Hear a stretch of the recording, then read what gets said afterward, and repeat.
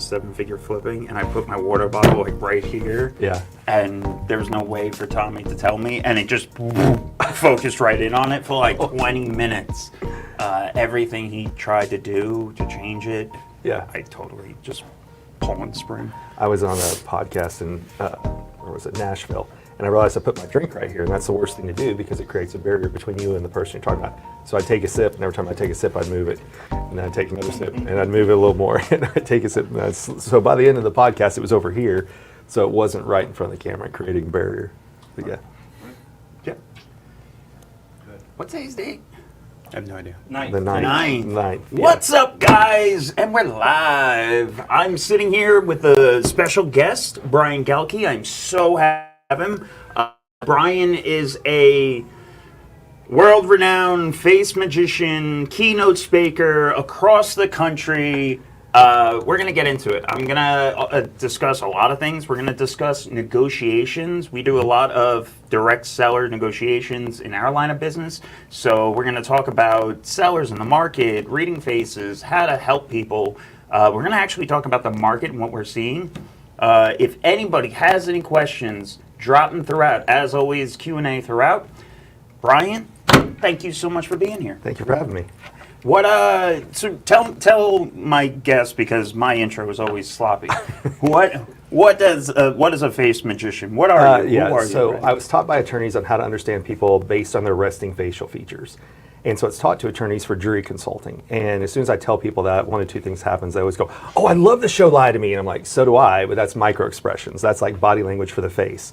Or they go, "Ooh, can you read palms too?" And I'm like, "No, I can't read palms." But it's been around since the Greeks, so Aristotle wrote the first book on it, but it's how to understand people based on their outward appearance. And it is resting facial features, so what's really cool about it is you can go look up people proactively. So if you got a big deal coming up, you go look them up on LinkedIn, you start on LinkedIn, then you move to social media. Why? Because people don't always update their LinkedIn profile, and you start figuring out, how do I make my presentation for the person instead of my product or my pitch? And when you do that, it changes things. So you mentioned before, you do a lot of your conversations face to face. And that's what changes things, is when you're in the room and you're focused on someone else, they can feel it, instead of people all the time like, "Oh, okay, yeah, my smartwatch," you name it. So fluke circumstance, I learned it. You want me to go into the... I want to I know I kind of semi-know your background just because I did a little bit of homework. We're our initial conversation a couple of weeks ago at Pat Hilton's house where we introduced ourselves. How did you get into it, right? How do you stumble upon this? Because that's not what you were originally doing, right? And also, you were an introvert too. Yes, and still am. We all, like, Tony isn't. Tony's a crazy cat lady. I was just going to say, sorry. No. I legitimately just told TJ this on the way back from this house. He's like, "Are you going to the car show, Nick's car show this weekend?" And I was like, "No, I really don't like socializing." Yes. Like, I mean, I socialize, but like, I don't really fucking want to do it anymore. Right. So like, no, I'm not going out to the car show. I was going to comment because you didn't know what I did, and then, so you kind of popped up. And so you did that, your leg crossed the other way, and you kind of leaned away for a minute. And I'm like, that's a pretty typical response when people find out what I do. I was telling Tommy, I was like, I need to stop and pick up a ski mask and just wear the ski mask the entire talk and interview. Because in my head, I'm like, keep your eyebrows pointed or up. No, like, keep them questioning. Keep them questioning. That's the good news. It's resting facial features. Now, there are some micro expressions I pay attention to. What about crinkles? What do they tell you? A little bit of everything. So our faces are like maps. They tell us where somebody's been and where are they today. Can't predict the future, but different lines here, different lines here. So like you've got the one line across here. A couple. Yeah, but that one that's like super a weathered deep road map is that Malcolm Gladwell's 10,000 hours of study. So when I see this, I know it's somebody who knows their stuff inside and out. He's got perfectionist lines because he has more than two between his eyebrows. So as soon as he sat down, I'm like, he's the perfectionist in the group. And he's got the straight eyebrows, which are get straight to the point. Facts, figures, data, I don't need the fluff.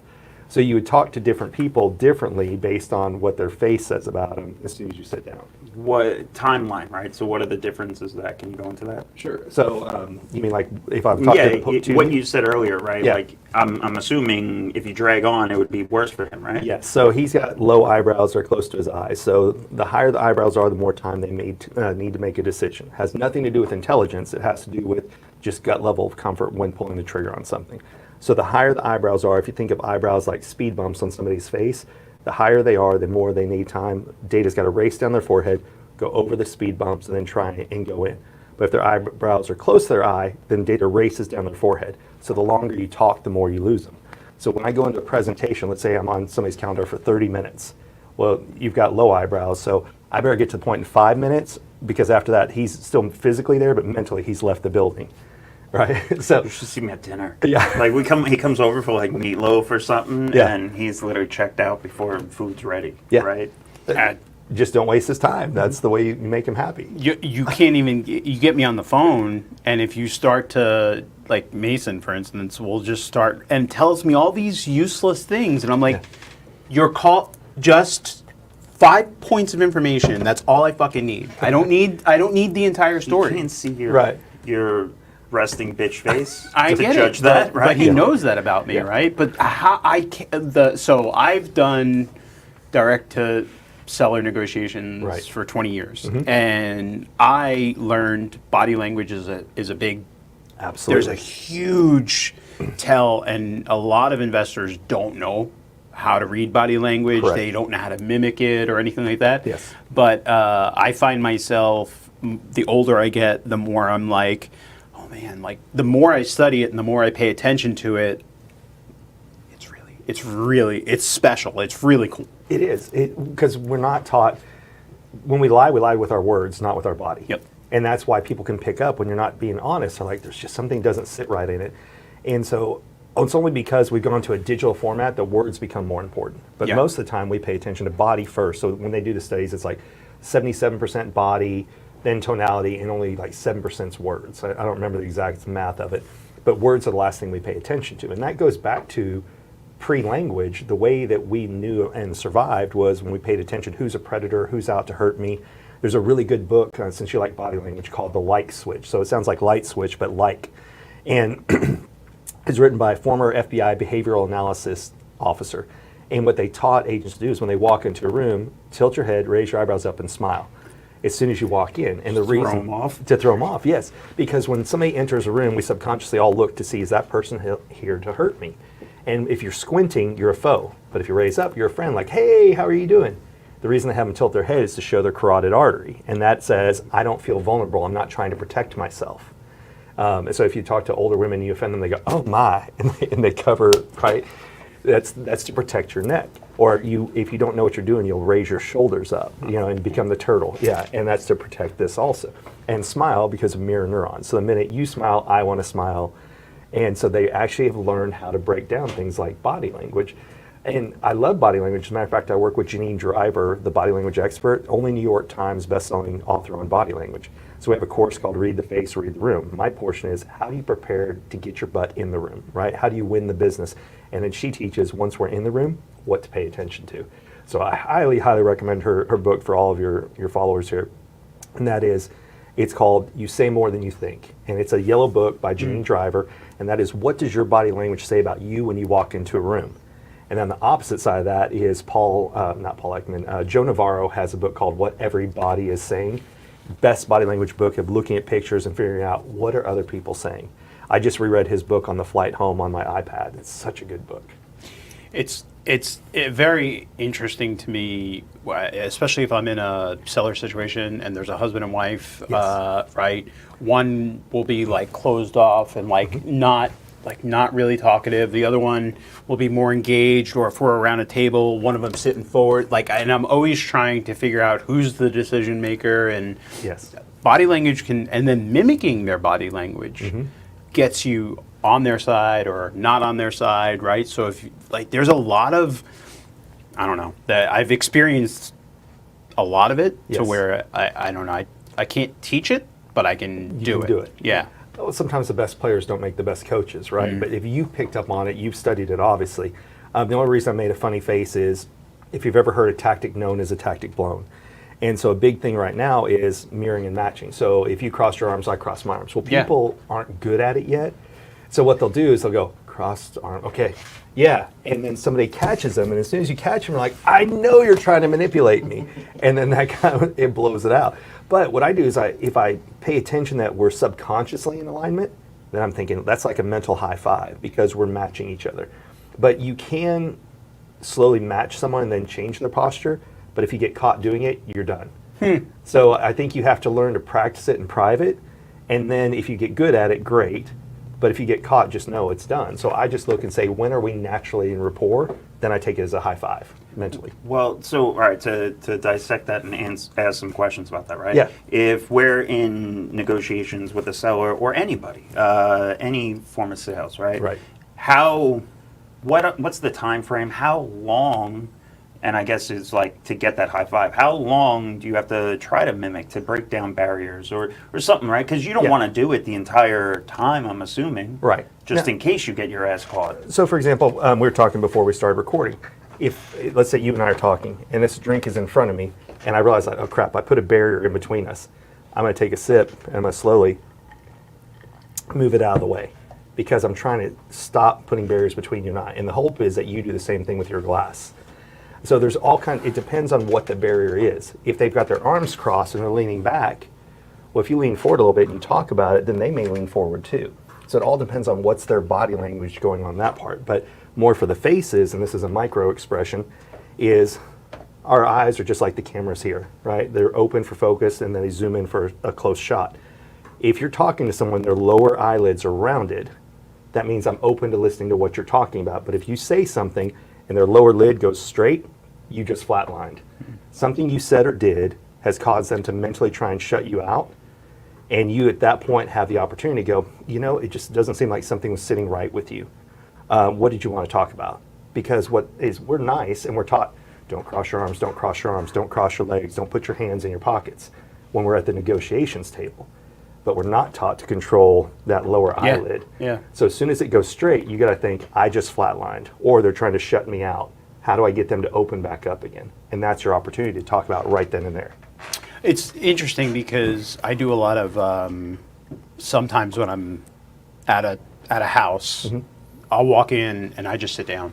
Yeah. I'll sit down, I'll cross my legs, and I did it in Fort Worth, and Mason's standing, so it was me, Mason, and then husband and wife. I sat at their kitchen table and was just like, all right, let's talk. They were all standing at least 20 plus minutes, and I'm just sitting there talking to them. Like, I'm in their kitchen, and they're standing talking to me, and I'm like, I mean, you're welcome to sit. Do you want to sit down? Yeah. And they were, I got the contract and everything went fine, but I just didn't want, I wanted to own the situation, I wanted to own the house, and I didn't want to leave without the contract, so Right. I made myself an immovable object. Right. Right? Yeah. And there are times when I do it consciously and then subconsciously, and it's interesting though, you get a seller that's just very closed, very short answered, very buttoned up. Yes. And then I'll notice that somewhere in the conversation, something happens, or I said something that then all of a sudden they're just I pop the balloon and they're now they're totally Yes. forthcoming and right. And it's just, and I'm not that good to where I know exactly how to get it out of them, but I'll reach that. I joke around that I just got to stay standing the longest. As Yes. long as I stay in the ring standing, then Yes. I can make it to the end. What's funny, and I didn't know this till Janine Driver, this isn't always bad, right? And it's in Joe Navarro's book too. Maybe I'm cold, maybe my back hurts, maybe there's something else. But Janine taught me that this is what people do. Think about it when you watch detective shows. What do they do? When they're looking over a body, they cross their arms, they go, okay?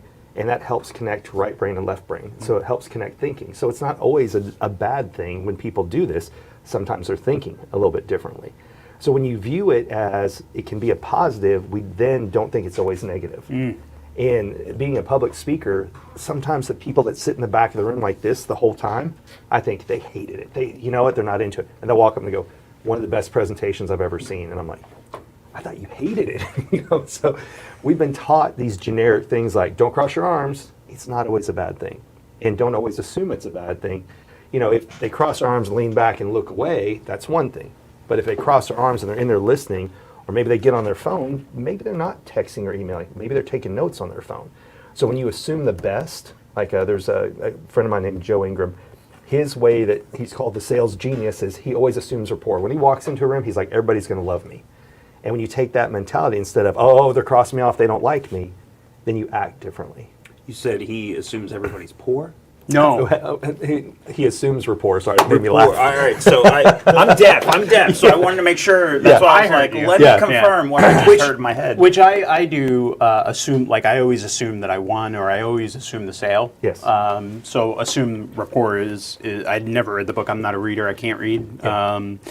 But I do. I feel like I walk in, or I just have that level of confidence. Right. And a lot of people don't. It's really interesting, though, and I don't. It definitely comes from very early on training. I wasn't in like person-to-person sales. I was at a call center Right. in the early stages of my career, but I was very good on the phone. Yes. And I was very nervous in person. And one thing, which actually you could probably comment on, is eye connection. It's really interesting because there are certain people that just don't want to look you in the eye. Correct. And then I want to try to make eye contact to try to make the sale, to make the connection, but like not too much, because all of a sudden they get uncomfortable, and then I'm Yes. uncomfortable, and I'm like, what the fuck? Like, how much eye contact, you Yeah. know? But it's the facial expressions. When Nick said that that's what you did, or Yeah. that's what you know about, I was like, oh, that's interesting, because I know body, but the face, I don't want to like. So we kind of skipped over that a little. Sure. What was your first introduction into like, that's actually... Fluke circumstance. Okay. A girl was coming here to Dallas for a trade show. It's always a girl. And, yeah. And a friend of mine, and she's like, hey, let's go to dinner. I show up at the restaurant. She calls. She's like, hey, I'm not going to make it. I'm like, here we go. And she's like, no, you need to come meet this guy. I'm like, I'm already at the restaurant. I already ordered a drink. I'm staying. And she's like, no, please come meet this guy. I go, why do I need to come meet this guy? She goes, he reads faces. And I go, bull. You know, I'm like, I have books on body language. I've got them all on my shelf. You name it, how to win friends and influence people. I've never heard of this. There's no way it can be true. And she's like, oh, you got to come meet this guy. So I reluctantly went, but I went with a plan, and that was to prove that he was a fraud. And I was waiting for Barnum statements or forum statements, which are so generic they apply to everyone. Like, you've recently lost a loved one. Who hasn't? You know, or, oh, you know, you can pick anything you want. You've had a hard time in life. Who hasn't? But instead, when he sat us down at dinner, and I didn't say a word, I'm just like, hi, I'm Brian, that's it. And he went around the dinner table dissecting people, and I was studying him, like, is he going to say the same thing even though you have different facial features? And he didn't. And then he got to me, and when he was done, I was like, this dude's been digging through my trash. Like, it was very, very accurate, and I was looking for a reason to hate him, and I couldn't. And so he was an attorney over here in Fort Worth. He went to TCU for undergrad, UT for law school, then came back and practiced law in Fort Worth. And he learned it for jury consulting. And it's taught to attorneys for jury consulting, but it's been taught to authors and artists for character expansion and in books. So I would drive from Dallas to Fort Worth twice a month to do group training with him, but I just picked up on it. And being an introvert, kind of like you, right, is we study to figure out what's the formula, how do I understand people, because it just doesn't come naturally. And it's got me off the help desk, and then I became a corporate trainer. And then when I had to figure out about the people in the room, I felt more comfortable because as an introvert, I'm stuck in my own head. But when I'm focused on you, I'm not thinking about me. And that was the biggest change for me, is it became a game where I made my buddy Javier go and get certified when I got certified in 2012. And we'd go out to bars and restaurants like, all right, what do you see? What do you see? And we gamified it. And what would happen is you sit at a bar, and I would, I'm going to give you guys an example here. So I'd lay the book out that I learned from. And while I'm eating dinner, they'd be like, well, what's the book? I'm like, well, let me tell you. I learned it from this guy, but kind of think the guy's full of crap. Can I tell you what I can decode by your face, and then I'll show it to you in the book? And they're like, yeah. So I'd find a feature, I'm like, okay, here it is in the book. And when I would do that, they're like, holy crap. And then they bring over another server. And then they bring over another server, and they're like, can we get you anything, food or drink? I'm like, yes, you can. So it became a social game. And then the more places I went, I just kept doing that. And when I was doing that again, I'm not thinking about me. And that's the big, big game changer for me. So when I'm focused on you, so you mentioned earlier you can't read books. Doesn't surprise me at all, because you have larger ears versus eyes, so you're auditory. So if I want to win him over, what you do is you say things like, No. oh. I'm going to freak Yeah, watch this. So here's how you win you over. You say things like, I hear what you're saying. Oh, okay. Hey, listen to this idea. And what am I saying? Auditory words. So it didn't surprise me when you said you can't read books, because Yeah. you're an audio person. And then what did you say after that? oh, I worked in a call center and I was really successful in a call center. Doesn't surprise me at all, because when you look, it's never direct eye to ear. It's for the size of your face. Are your eyes large or small? Are your ears large or small?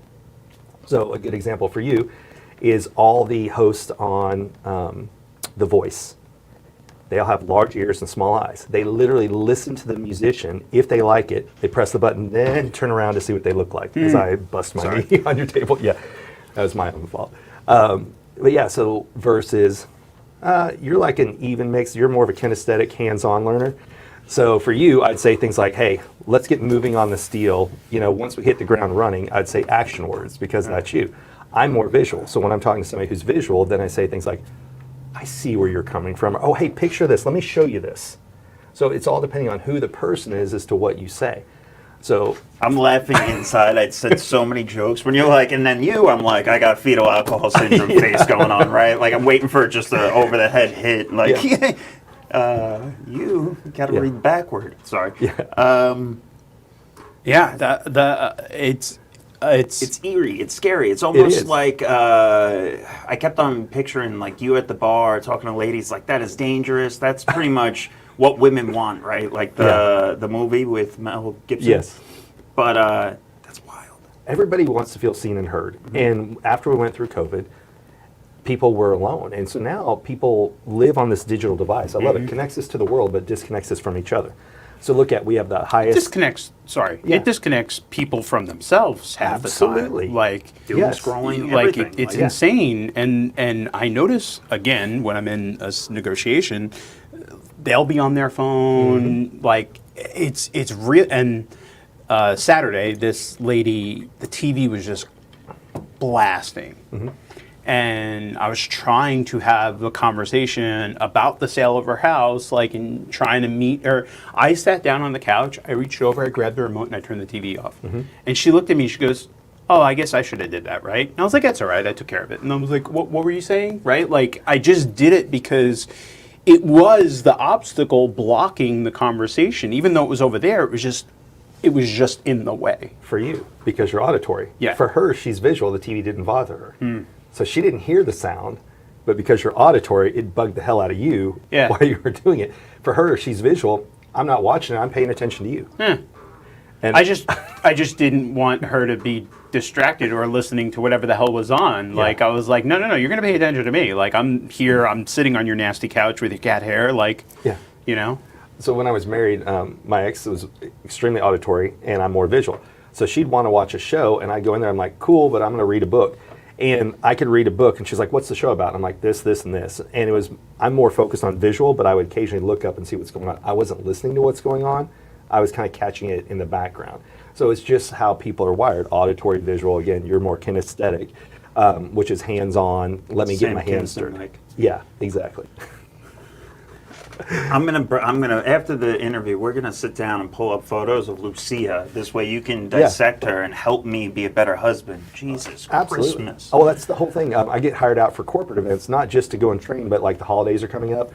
And people are like, hey, what can you do? And I'll say, okay, give me a table just like this. We'll put 2 chairs on this side, 1 chair on this side.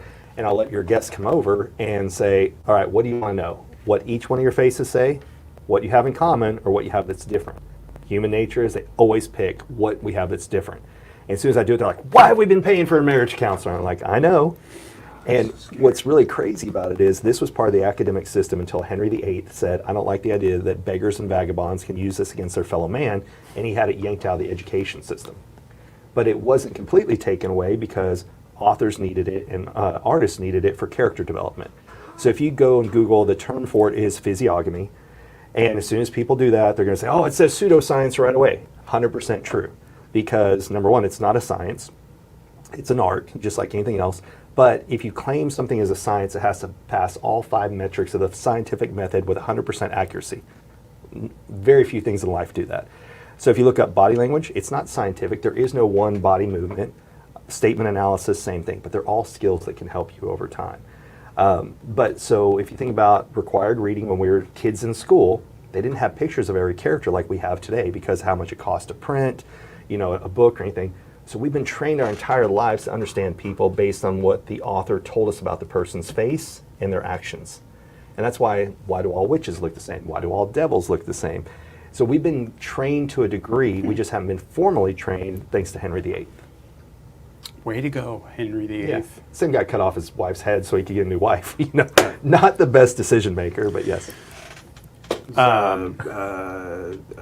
Francis Moore, right? No. Sorry, going down rabbit holes. I don't know. I don't know. The saint that, never mind. Yeah. He was a priest back then. What is it like, or how does it relate to sales, I guess, right? What would be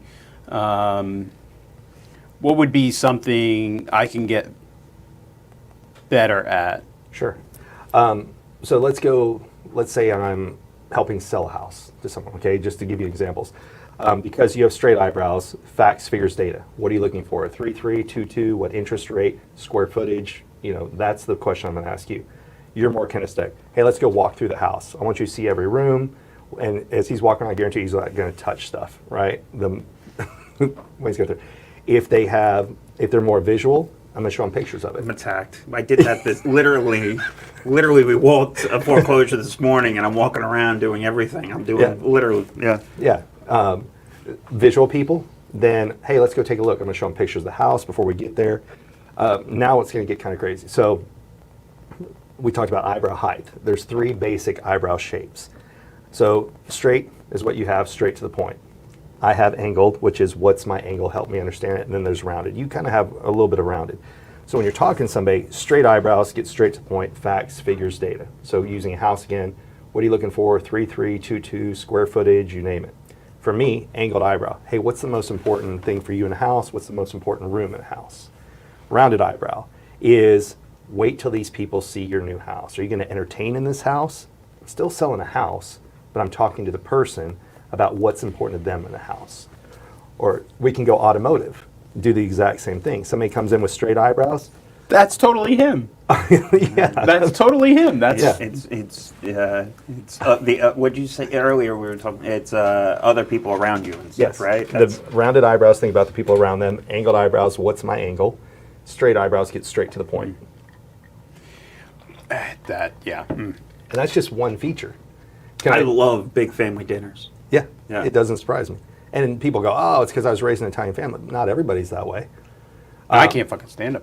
What he said, you already leave before. I Irish exit. Yeah. Like I'll be home for an hour or more. Yeah. And I'll get a text like, "You left?" And I'm like, It's always from our mom. Yeah. And I'm always sitting there getting, where's Tony? You let him leave? I let him? Jeez. First off, he's your son. Yeah. No. I tap out and I'm done. Yeah. Can I give you guys a suggestion? Because you both have this, but you do a little bit better job. See how I trim my upper mustache so you can see my upper lip? Yeah. By you hiding yours, it's like a barrier pushing people away. Yes, that's the idea. I'm just saying, but if you're going into people's house, you want them to trust you if they can see your upper lip. Interesting. That's why we say the phrase, keep a stiff upper lip, right? If somebody's being emotional or whatever and we want to be stoic, we say, hey, keep a stiff upper lip. The reason for that is if you go to like a lot of former communist countries and you look at older people that are there, very flat upper lips. And it's because in body language, they weren't allowed to have an opinion, a voice. So they did this a lot instead of saying something. And what that does is it flattens out the lip. And so that's called lip suppression in body language. But if you do that over time, it will literally flatten your lips. Now, what's the opposite right now? The most popular plastic surgery is lip enhancement. And girls don't even know why they're getting it done. It's because it's an affect that creates an effect. So they go and they get their lips enlarged. We've been taught our entire life that big lips are more approachable. So you can go talk to like 90-year-old ladies and they'll draw with lipstick larger lips than they actually have. Or before the plastic surgery, everybody was doing the duck face, for pictures. I don't know why that was a popular thing, but it was. But they go and get their lips done and all of a sudden more people start talking to them. And so then they start sharing more information. So the affect is I went and had my lips enhanced. The effect is I'm seen as more approachable by other people, so I have to learn to talk more, and then you start to fit into the feature that you had created. So if I want people to stop talking to me, like... Yeah, that's exactly it. Perfect. Hide your lips. Yes. And Good. yes, yeah, Done. now you know All how to right. do it. Yeah. Good. Now I know how to get people to stop talking to me. That only works if you're talking to him. Yeah. Okay, because when you're doing that, Yeah. Stop biting your lip. I have a conversation. I'm going to yell at you, right? Right. It's something retarded. So that's a interesting. I didn't know the lip thing was. Yeah, like, and I also don't. Yeah. You're creating barrier. Yeah, so that's how I got to meet Steve Sims. He was on a podcast, and I told him the same advice. I'm like, Steve, if you want to be more approachable, trim that. And he's like, you think I care? And I'm like, well, hey. Obviously not. Right. But look at his new LinkedIn profile. It's trimmed. I'm like, he's my speaking coach when I first got started. You guys want to know some fun ones that you both have on your face that's different? I hope so. All right, so we'll go for you first. This right here is called a niche notch. This little crease in your nose. That is, you can't have a job just for title or pay. If you don't identify with a job, you would job hop until you found something that you really like. Yeah. And then the way to make him happy, It's the only reason why I'm still in this business. Tickled my Is stomach. because each house is its own job. Yes. So it's every deal is different. Uh-huh. If I've thought about jobs, Yeah. I can't. I refuse. Yeah. I can't stand it. See, and that's just that little notch that's right here. Now, for you've got that little verbal affirmation line right here. So words of affirmation go a big way with you. So some people are title, pay, praise is a big one, but it's got to be a specific compliment, not a hey, thanks. But I'm like a puppy at heart. Like you pet my ear, and Yeah. I'm just wagging my tail, Uh-huh. right? That's Like it. that's all I need. Give me a bone every once in a while. and that's Do this line Tommy. right here. We'd have to have him come back out from the other Yeah, camera. I can't yeah. see him; he's in the dark. That is very. He is Yeah. someone that needs praise. Words matter to me. Yeah. Oh my god, it's so fucking annoying. I eat my ass from behind first off because I also constantly give out verbal praise. Why'd too, you have to right? add in the behind part? Isn't that the Yeah. only way to do it? That's just a confusing statement. But no, I do a lot of. I've been getting into a lot of psychological stuff, right? I've been reading a lot about it, so I do a lot of different, different psychologicals, right? Yes. Trying to match them. I'm constantly giving out compliments. I'm a big toucher, stuff like that. So, feel, touch, right? Yeah, So that's with the my kids, kinesthetic. right? I'm playing with their hair, stuff like that. I'm showing love through that connection. Right. yeah, I don't think a fucking seller. wild. I don't think a No, seller yeah, would no, I know. It's appreciate. wild that if I everything connects at the end of the day, right? Is what I'm getting to. Yeah. Well, there's 43 muscles in the face. The mind creates movement. Movement creates muscle. People go, oh, it can't be true. You see somebody who has a stroke. They have a stroke on this side of the brain. This side goes flat. Have a stroke on this side goes flat. It's also why when we go to an open casket funeral, we're like, who's the person in the box? Because all their muscle tension is gone. But our faces are constantly changing. I'll show you guys when we're done with this. It's a picture of me at 18 versus 38. My ears when I was a kid stuck out more. My eyes used to angle way down. Then I didn't have heart lines. So these lines right here, you can talk to any doctor or nurse, and they're known as heart lines. So if you see anybody who has these lines, you just warn them, go like, hey, do you keep your cardiovascular health in check? That's the way that our body responds with Or it. mine. I was going to say, how am I? Am I dying? I don't see one on this side. That side, I can't see. No, I Go don't to see it the on either ER, one. right? Yeah. Like- Literally, if you see that on someone, you just go, hey, do you keep your cardiovascular health in check? And you can talk to nurses, doctors, and they're like, yep, that's a heart line. So our bodies are biofeedback machines. When somebody gets sick, what happens? Our cheeks sink in. We don't do that. That's just the muscles change in our face. So we're constantly, every thought that processes through our mind, if we make a face, well, it's just like going to the gym and doing squats or not doing squats. Muscles moving over time contort and change, and it will alter your face. And that's why some people say, hey, I'm a different person at work than I am at home. And literally, when you look, this side of the face is the personal one. This is professional. An easy way to remember, if you say, hey, are you married? Wedding ring goes on this finger, personal question. This is always professional. So if you're talking to someone, I would always, for you guys going into a house, you're looking at it from a business, they're looking at this is my house. Yeah. So it's personal. So you're always going to look at this side of their face because they're selling their pride and joy. It's a personal decision. Even though they're thinking about bills and everything, they still, a home is something we get very emotional about. Yeah. So I'd focus more on this side if they're asymmetrical. Now, we're all asymmetrical to a degree. That's why robots freak us out right now, like AI and everything, because it's too perfect. And in the 80s, they did an advertising study where they took one side of a person's face and they just flipped it over to the other side and tried to use it. And we were repulsed by it because we expect to see little differences in people's faces. If it's too symmetrical, we're thrown off by it. is the face thing, right? So you're saying it's the left side of your face for personal. Yes. Does that mean it's the right side of your brain then? Yeah. So if we know, right brain is emotions and logic. Right brain is emotions, artistic, you name it. Left brain is more logic. Yes. I know it's crazy, right? When you start going down this rabbit hole, so I'll show you. I started with the book, then I went and got trained with him, got certified, and what I had to learn was he wrote the book like an encyclopedia. It was like he called it curved eyebrows, and that didn't help me understand it. But when I say rounded eyebrows are people that think around them, about the people around them, it helps me remember it. Yeah. And that's when I started speaking on this in 2020, and then what happened to the world. And in 2021, I just started speaking on this full time. So I used to sell technology to jails and prisons. And you talk about a very stoic audience. You walk in, they all sit like this, because for a living, they don't share emotion, right? They just kind of sit very stoic. Do they have majority the same facial features? Or is it everybody? It depends on, did they come in from an outside or did they work their way up? So no different than, I can tell a lot of times who's military because they have a very thick brow ridge here, and because in the military, everything is SOP, step 1, step 2, step 3, step 4, checklist. And so if somebody has a really heavy brow ridge right here, I'll ask them like, reformer military? And a lot of times they'll go, yes. So like the size that you have here, like you've got a brow ridge too, but it's a little bit smaller, but yours is a larger ridge right here.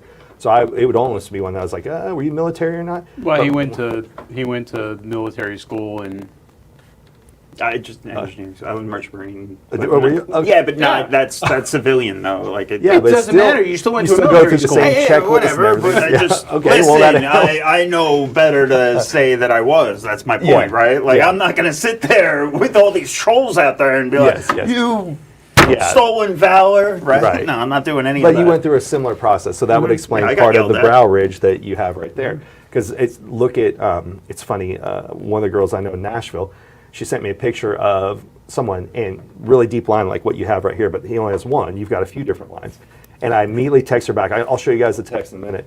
And I'll be like, is he a doctor, an engineer, an architect? What's the other one? Doctor, engineer, architect, or something else that pops to mind. She's like, he's a doctor. I'm like, I knew it because he had one solid line right here. And that's deep, intense study. And it's from making that furrowed brow, but on one subject. And that's what's really crazy is when you look at people like, see how mine are all broken? I know a little bit about a lot. But when I see people that they go from one side to the other, I know once they dive in deep. So if they're my customer, whereas I want to give bullet points, because I just want to get in and be dangerous, if I see that they have deep lines across here, I know I'm going to hit the bullet points, but I'm going to give them the user manual because they're going to want to dig in deep. So you can literally look at someone and figure out, again, I know what my product is, but how am I presenting it to the person? And I've done this for engineers, door-to-door sales, automotive, real estate, who else have I spoke to? Stem cell, like people who sell stem cells. You give me an industry and it's easy to do because once I know the product, I just teach them how do they present it to the person. And is it right for the person? So the worst thing that anybody that's in sales does is they get commission breath and they just make it about, I'm gonna close this deal, I want this money, and it reeks. that doesn't happen in real estate. No, Never. No. Yeah. That's a good one. I Oh, never yeah. heard that. You Someone never write that down. Yeah, commission breath. We're gonna put that up as it's a banner. horrible. I mean, I've been guilty of it. I used to, again, I sold technology. Yeah. And you're just thinking, okay, I'm going to make a lot of money on this deal. And then it starts becoming about how much you're going to make versus am I really helping someone?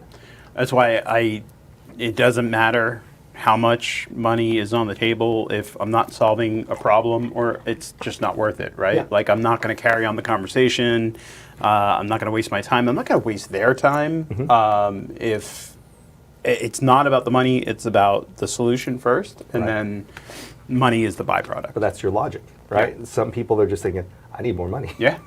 But that's actually refreshing to hear because most people are just like, how much can I make off these people? Yeah.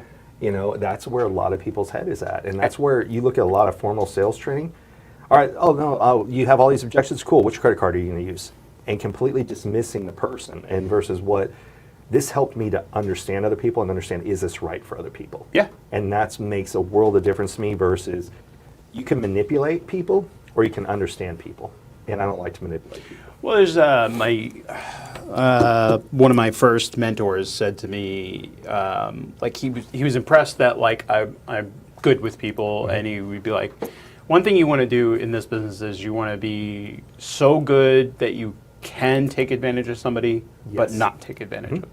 And I've kind of always kept that in the back of my head, like, I'm that good, but I'm not going to. You know, like as just my, that's the hard line. You know, I'm not going to take advantage of anybody until, like, ever. Yeah. But I know I can. I know I can talk them right through everything, but I'm not going to, you know, steal. There's a popular saying right now, it's better to be a warrior in a garden than a gardener in a war. And that's one of the things that, like, be a dangerous person, and that can be physically, like take martial arts, you know, carry a gun, whatever, but be nice. But it's good to know how to handle situations if you need to. Yeah. And so I think Jordan Peterson talks about being a dangerous man. It's not really being dangerous, like you're not going to walk out and shoot people and things like, but you need to know how to protect yourself. Or if you had to take advantage of something, could you? Yes, but that also lets you know if somebody's trying to use it against you. Yeah, that's a good one. Yeah. Yeah. It's very. I don't know why now it's so relevant, but it is now. It's almost just like knowing your boundaries, right? Like 100%. stay in your lane, know your boundaries. Yes. But I feel like it's okay to know that you have to push your boundaries. Am I willing to go that far? Like, I am Right. not going to go run a marathon. I Yeah. am not physically fit. That makes two of us. I'm not going to try. Right. But if you asked me to like train for it, I guess I could, but I really have no interest in it. Yeah, I just don't. Yeah. It's the body language thing, the crossing the legs, the crossing the arms. There's so many different tells. I'm going to have to start studying the face. I'll give you, I'll give the webpage. Every book that I like, I list as a resource online. So when I get done, when I get on stages, I put up a QR code and I say, hey, I'm going to give a lot of information today. There's a cheat sheet. I'm going to mention a lot of books. These are the books that help me. And that's what I like doing is if I find a book that helps me, I'm reading right now, I didn't bring it with me. I'm reading a book called Convince Me. And do you guys know who Chris Voss is? Yep. Never Split the Difference? Yep. Yeah. So this is another guy that was an FBI hostage negotiator. But he co-wrote the book with a PR crisis consultant. And so they're going through the book doing a he said, she said, and he's talking about this is what helped me in the FBI. And she's like, this is what helped me during a crisis in PR, and how those two skills kind of match together. Total nerd moment. In January, I spoke at Door to Door Con in Salt Lake City, and Chris Voss was one of the other speakers. And when I found out when he was in the green room, I just went back there and sat with him for 30 minutes, and it was just me and him. And speakers, you can never tell. If they're true introverts, nobody needs to talk to them before they go on stage because it takes a lot for them to get up on stage. So like Steve Sims, he's got his AirPods in and nobody talked to him. But I went back there and I was just kind of like testing, hey, you may not remember me, but he came to Dallas in like 2018. And my company would never invest in salespeople before, but I knew he was speaking at the Crescent, was it the Crescent or one of the hotels in downtown?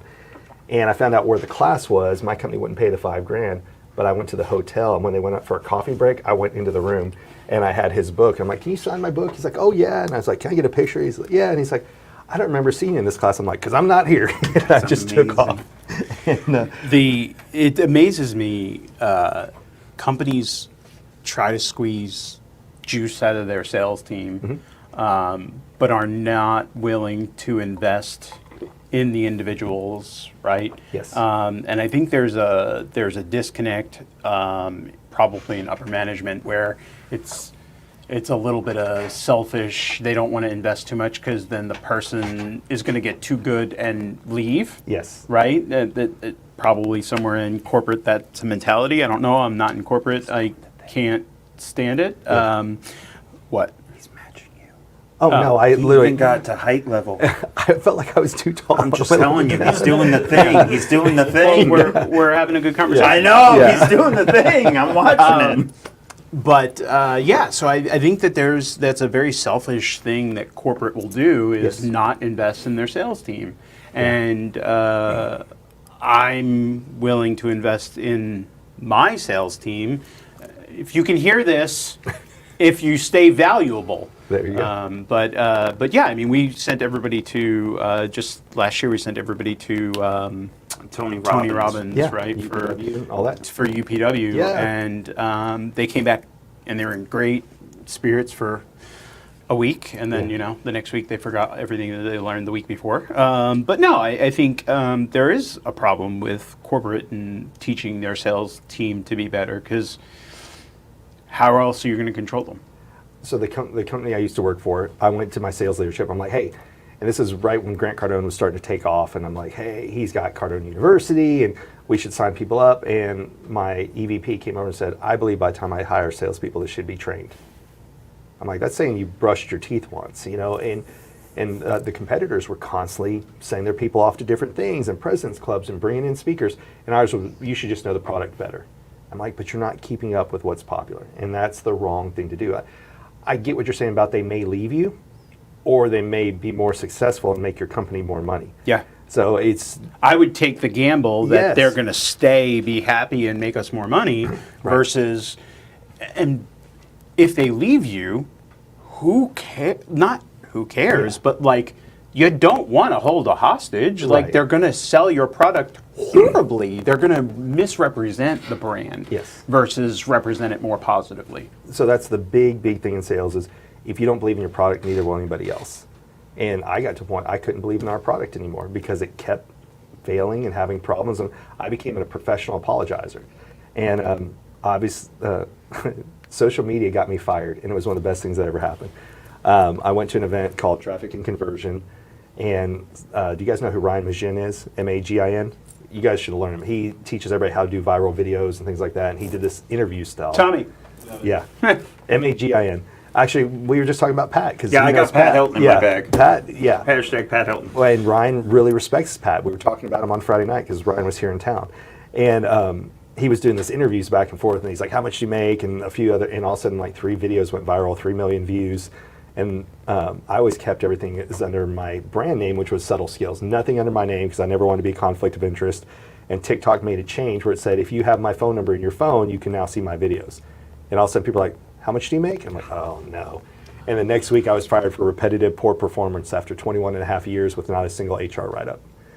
And it sucked because I made really good money. Jealousy, right? Well, it was a bad corporate thing, and I made more than a lot of our clients, but it was one of those, I always had the excuse of, well, I don't want to do this full time because I make good money. I didn't have a choice at that point. So I was like, okay, well, we're on to the next part. So what year was that? 2020, November of 2022, so 2 years ago almost. So so now you're like forced into going full time, full Yes. steam. What is Subtle Skills, right? Speaking, coaching, training. So I love speaking. When I met an ex, one time we went on a date, she said, what do you want to do with your life? I said, I want to get paid to travel the world and teach people something at the same time. And in 2019, when I was married, my ex was asked to do these 90-day projects where we'd have to go to different places, and the first one was Scottsdale. Well, with my job, they were fine with me moving to Scottsdale for 90 days because airfare costs the same to go visit all my clients. But if they moved us to East Coast or West Coast, they couldn't do that. And so I reached out to Mac, the guy that taught me the skill, and I said, hey, this skill changed my life. I'd love to help other people. He said, go for it. I just want this skill to be passed on. More people need to know it. So I got the blessing, and I started speaking. And that's kind of how I got into doing this. And after I got let go, because I always had to kind of do it on the side, I'd take days off work, I'd go speak for free. The first year of speaking is horrible because you don't make much money at all because you have to get out and prove yourself. And then year 2, it starts to get a little bit better, and then it just keeps getting better. Like June and July, I didn't have any gigs, and that's why I decided to launch coaching. But now I had 3 this month. You guys know Go High Level? Yep. I'm speaking on their stage. That's what I use. Yeah, Actually, that's what I use as well. So I've got 4 events next month. So it's just one of those things. But the problem with being a speaker is the minute you speak, you're unemployed. That's why I launched coaching and then going to do training for corporations and companies, associations. So I spoke at, if you guys know who BOMA is, it's Building Office Management Association. So associations will find you, and then they're trying to help all their members and things. So it's corporate is good. TEDx Talk can help you, but you don't get paid for TEDx Talks. But it's more of entrepreneur circuit. So having Steve Sims as a coach helped me out quite a bit. And I started coaching people because I would recommend the book and they would get overwhelmed. And so I started going, okay, how can I help them learn at the same time? And then during the pandemic, the funny thing is I created a dating course for all the apps called Looking for Love in All the Wrong Faces.com. Because it's what do we have in common and what's different, So I know you guys aren't dating, but if you were, just swiping through Tinder, slaying. So it's just teaching people what do they have in common with others and what's different. It's actually how does leave the dating side of it out of it, but Yeah. the social media aspect of it, can you actually, how hard is tech now to read people? So I know you said you go to LinkedIn first, and then you go to Yes. socials, right? But how, because there's filters, and right, there's so are. much nonsense. Yeah, right? How 100%. do you not get catfished if you're... Because people here's the thing, you don't look at what they post, you look at what they get tagged in. Got it. Yes, so I go to LinkedIn, but again, you don't know, was LinkedIn professionally done? If it is, the airbrush out wrinkles. How long ago was it? And did they invert the image? So I've seen where I've gone to look up somebody and the photographer had flipped the image. And you would know if it's the right or the left, if it's the personal or the business. You're right. You might be mixing up the personal and business. I don't even know what that means. So what am I missing? Okay, so We went over so the No, I got that, but how do you invert the image? So all they do is literally you can go into any software and just say flip it vertically. You can do it on your phone. Yeah. Myself? Oh, sorry. Yeah, you can go onto your phone and just A lot say, of times well, it's fine. yeah. You So know, you you're go in looking and so here I'll show you. Like if I go and I pick a photo and I But say, there's a difference? oh yeah. yeah. So imagine, okay, and this is We just went over the Yeah. right and the left. Were No, you not I get listening? it, but like why? You guys are. But how much Am thought? I the problem? No, but how much thought are you putting into your selfie? Right, that's what I'm getting at. Like, But, Okay, so- but just for the Just for the photographer fun. would Yeah. do it. Oh, yeah, the okay. photographer's So now not doing he it. I don't can't know. read So it. with her, and this is just a picture we're showing. So if the photographer flipped it, I would never know. Does that make sense? So now I'm looking at the wrong side. That's her left hand, so not the her right. original, yeah. So whoops, well, we don't need it to be upside down. But so that was the original photo, right? Because I listened to her podcast. But if they did that, I wouldn't know. yeah, you wouldn't. So I would start. Well, you would know because of the words, but yes, in just looking at the image, interesting. Right, you wouldn't know that. So that's why I start on LinkedIn. But That's it, then I'm gonna move to start flipping my photos. You should. Well, the funny thing is, most realtors, what do? They do this side, professional side. Yeah. Nobody knows why, but the very few realtors do their personal side. So it's all these things that we don't even realize we're doing, or we talk about faces all the time. Take one on the chin isn't just a boxing term. Keep a stiff upper lip. They've got an eye for this. They got an ear for this. They got a nose for this. We talk about faces nonstop, but we never stop to think, what are we saying when we say that phrase? Interesting. Highbrow humor, lowbrow humor. So highbrow humor is when somebody tells you a joke and you got to think about it and then you laugh. Lowbrow humor is Jackass and Three Stooges. It's a Slapstick. culturally associated term, but that's when you look at someone's face, the higher the eyebrow, those are the ones who have to think about the joke, versus the low eyebrow, they get it instantly. So like I can tell you probably one of your biggest one of the things that you do, because you have low eyebrows and high ears, tendency to interrupt other people. And you don't mean to be rude, you're just trying to help them get there as fast as you do. I'm not gonna lie. If you said spit out inappropriate dad jokes or something Yeah. like that, I would have ran out of here. Like we just scored a goal or something. I finish people's sentences all the fucking time. Yep. It's the way you're Hurry wired. up. My mother drives me bananas. Yeah. And she's also the type of person where she tries to stay quiet, but the second someone says something, her face reveal like you couldn't even. Very expressive without oh my words. God, yeah. No, it's bad too. It's bad. It's funny. I tell Tommy all the time. She's somebody that will ask you a rhetorical question, but demands an answer. Right? Like for an example, we saw Beetlejuice, and she's like, "Oh my God, doesn't he look horrible? Doesn't he? Doesn't he? Like, Just keep right?" asking, And I'm like, waiting for "Yeah, answers. Dad. Like, yeah. Like, He's Jesus Beetlejuice. Christ, He's we're dead, watching a movie." He's got bad teeth. Yeah, he's dead. So, Yeah. I just saw that preview. I haven't watched that one yet, but I saw you can now purchase it on Apple. Yeah. But yeah, so going back to your question, Wait, how do I stop interrupting people? you can't. It's just the way you're wired. But when you know that, you can actually call down and go, hey, Did you mean to interrupt him? Okay, because I'm about to throw something. But the way you can handle it is once you understand something about yourself, is you can say, hey, my brain, I just think really fast. If I interrupt, it's not to be rude. It's just when my thought comes out, I've got to get it out of my head. And people go, okay. So like I mentioned before, I'm really good at taking notes. So I used to have, when I'd go into a meeting and I was on there, I wanted to let people know I'm not doing email or anything else. Say, hey, I know I have my laptop here. The best way for me to retain what we're talking about today is I have to take notes. So when I'm typing, just know I'm typing the notes of our conversation for me later so I can go back and refer to this. I'm not answering another email, I'm not doing other things. When you set the expectations for people, it makes it a lot easier. Chris Voss just did a video yesterday that he was talking about. He had a guy take a piece of salmon, he started wrapping it up and everything, and he didn't want that salmon anymore.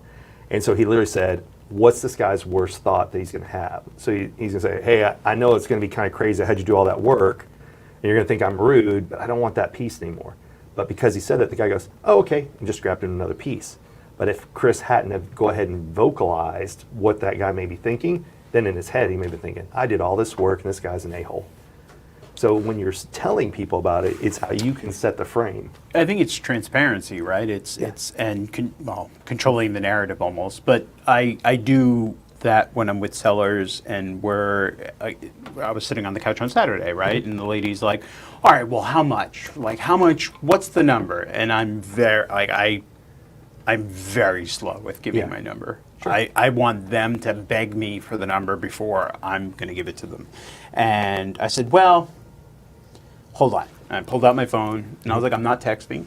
I'm just doing some calculations. Yes. And I'm like, I already knew the number in my head, but I'm using the phone as the thing, right? And you're building suspense. Mm-hmm. Yes. And it works, And she's like, oh, really?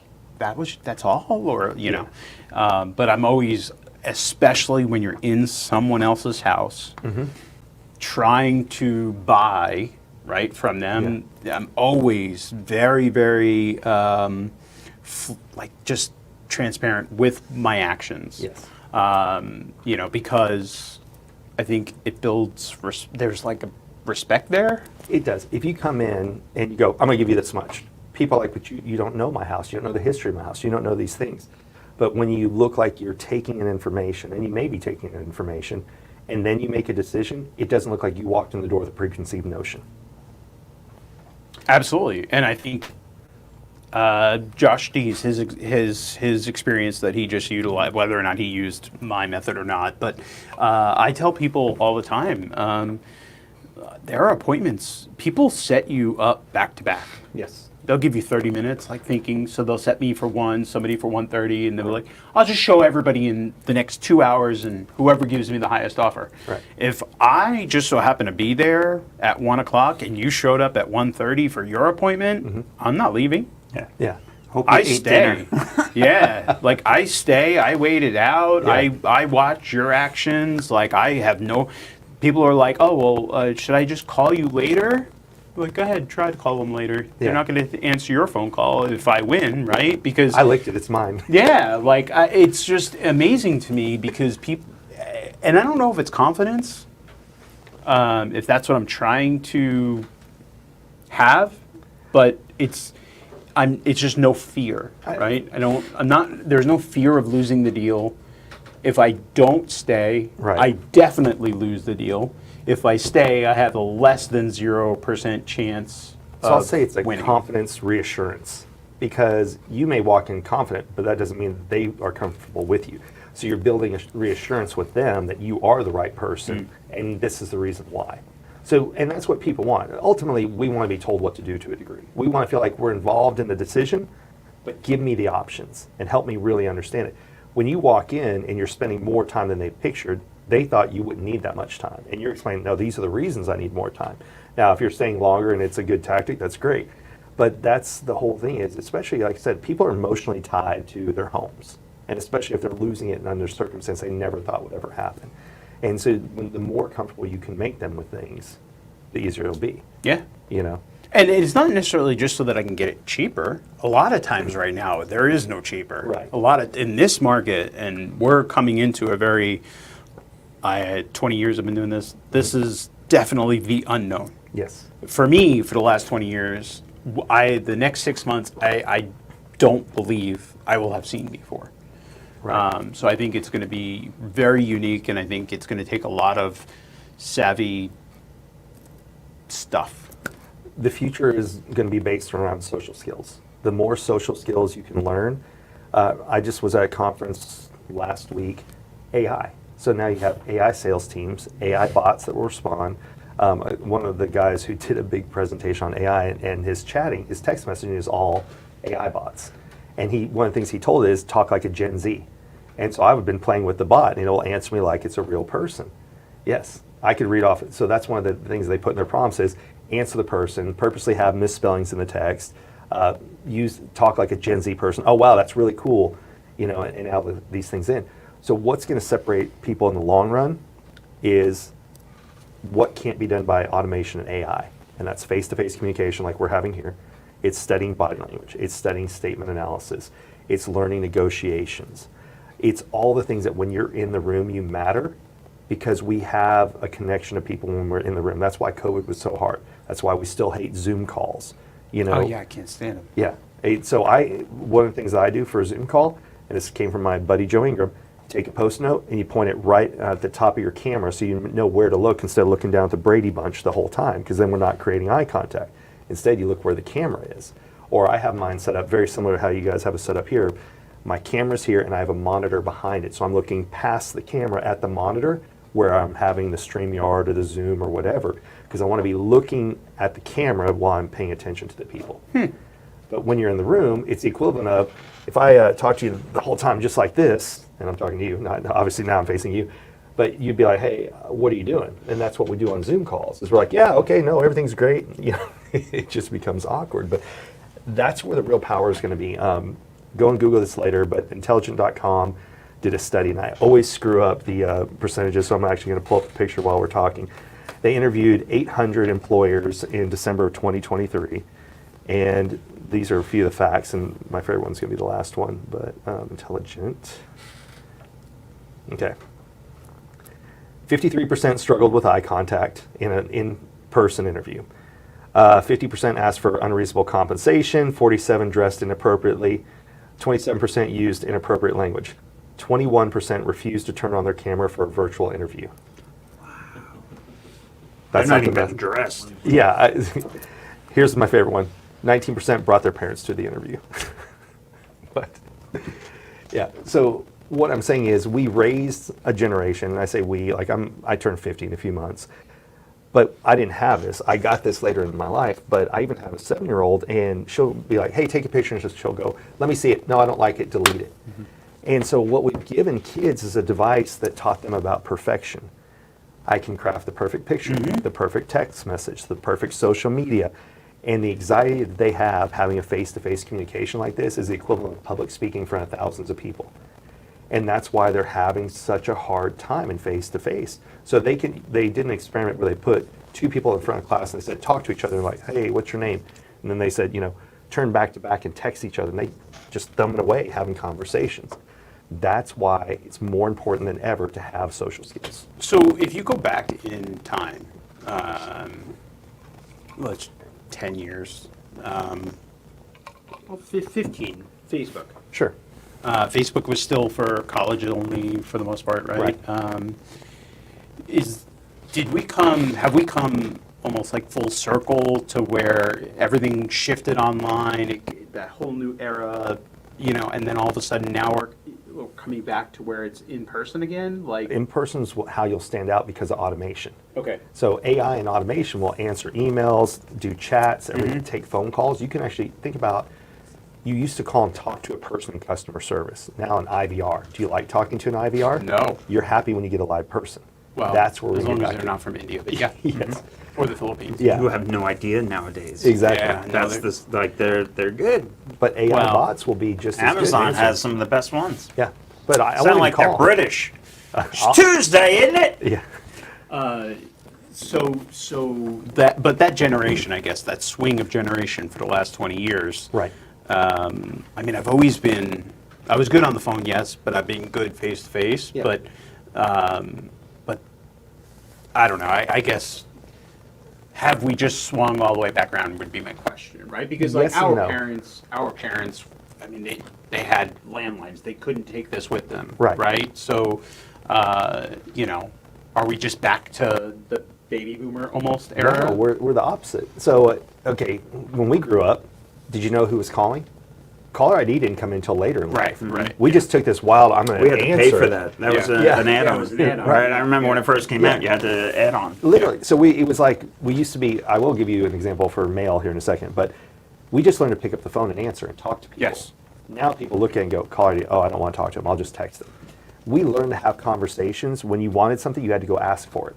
Yes. You know, you had to go talk to a librarian, or, you know, you went through the Dewey Decimal, like in the cards, trying to find where the book's Does that even located. exist still? Probably, I don't know. When's the last time you went to a library? I go to vote.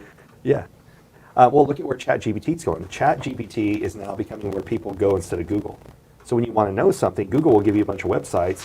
ChatGPT pulls all the websites together and gives you a breakdown of it. I blame this on people like him.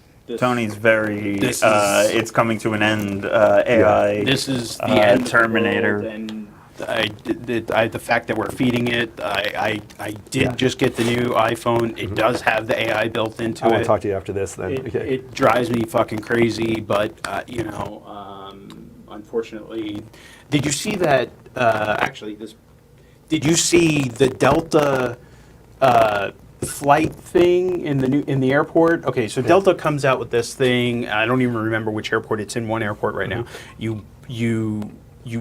At the security booth, you walk through this tunnel, this little Yeah. and then when you get to the other side of the tunnel, it knows you Yep. and tells you all the flight data. Yeah. The three of us can go through the tunnel at the same time. I can't see your flight data. Yeah. We're all looking at the same board. I haven't seen that, but there were some. It based on our eye, Yeah. it tells me what I need to see, tells you what you need to see, and you what you need to see at the same time. So Minority Report. We're living in the Yes. times of Minority Report. Yes. I don't think we're that far off. So people are just aware of it now, but for years they've had in gas stations and grocery stores little cameras about like where do you look and how long does your eye spend before you buy something. So we've been studying people behind the scenes. We're just more aware of it because now there's a user interface for it. But AI has been around since the 80s. And you look at everything that's like people are freaked out about it. So there's a guy I have to introduce you to who was just at the event named Manoush. And he gave a really good talk about AI's been there. It's just we're aware of it now.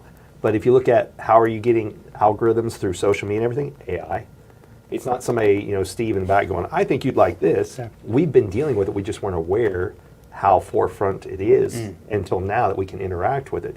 And it's getting more powerful. So the conversation I had the other day is, because of AI, there's two different things AI that you have to be. You have to already be interesting. So why would somebody want to work with you when they Google you? What shows up? What does your brand say about you? And then you have to actually be interested in the other person. And that's how you're going to stay relevant this day and age. So as soon as I'm a speaker, there's tons of speakers. When somebody Googles my name, what shows up? I have to already be interesting. Meaning they're not going to dive in. If you Google my name and nothing shows up, you're not going to go, but he still seems like a nice guy. Let me dig deeper. What's your brand say about you? What's out there on social media? And then when you're in the room, what are you actually interested in your customer, or are you pushing your product? And that's how I win business is like there's speakers who will be like, okay, here's my fee and this and that. But I'll actually ask, what is your audience? What are your struggles? Am I the right speaker for you? That's what helps me win more business is I'm actually interested in the other person. And that's for you guys.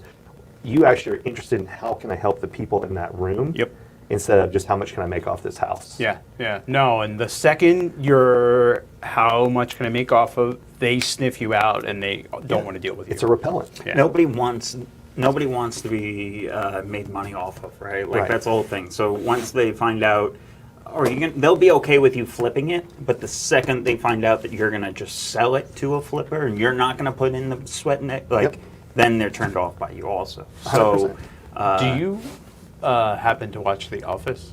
I do not. I'm out. Tommy, do we have any good questions or anything like that before we push? No, and just people being like. Oh, just yelling at me, No, just like knowing always. that, like being. Well, I How like well it works, right? Yeah. Like, Oh, I thought you were gonna say haters because I always say haters are helpers because they help you craft your message better and they ask you the questions that people are going to eventually ask you in real life anyway. Yeah. So I see them as helpers. Yeah. Like hate away, I'm good. How can people reach you? So everything is Subtle Skills, subtleskills.com, Instagram Subtle Skills. But I learned nobody can spell subtle. So if you go to just decoding people or decode the face, you'll get. I was going to ask you, Do people actually know how to spell subtle? They do not. I thought They it was don't know that there's a B in genius. it? Yeah, they have Yeah. no idea. Suttle, and I can't keep buying all the misspellings for it. So I bought Decode the Face. It's the Shuttle easiest skills, you know. Exactly. You got to compute. Yeah, I'll Elon. be broke with GoDaddy by the time I figure out all the ways that people can't spell it. So yes, Yeah. Decode the Face is probably the easiest way to find it. I really and I gratefully appreciate you coming in today. Thank you Absolutely. so much. Everybody, check him out online. Follow him, Brian Galke, Subtle Skills. If anybody is doing anything that you need sales training on, reach out to him. It doesn't matter if you're in real estate or not. This Halloween, tomorrow is the deadline for sponsorship sign-ups. So we are having our second annual golf tournament. If anybody's interested, DFW, North Texas, supporting an amazing cause. Everything is going to help veterans in North Texas. We're going to be golfing 8 a.m. on Halloween morning. We're going to be finished in time to trick or treat. Again, 100% is going to help veterans in North Texas. Tomorrow, I'm going to be sitting down with Brittany Kosiv, my partner with that, and we're going to be sitting down with the president of Cowtown Warriors. That is the beneficiary of the golf tournament, yeah. right? And we're going to be talking about the market. We're going to be talking about veterans in need. We're going to be talking about everything going on. So check in tomorrow. Anybody needs anything, join our free Discord. Keep crushing it. Peace. Subtle skills.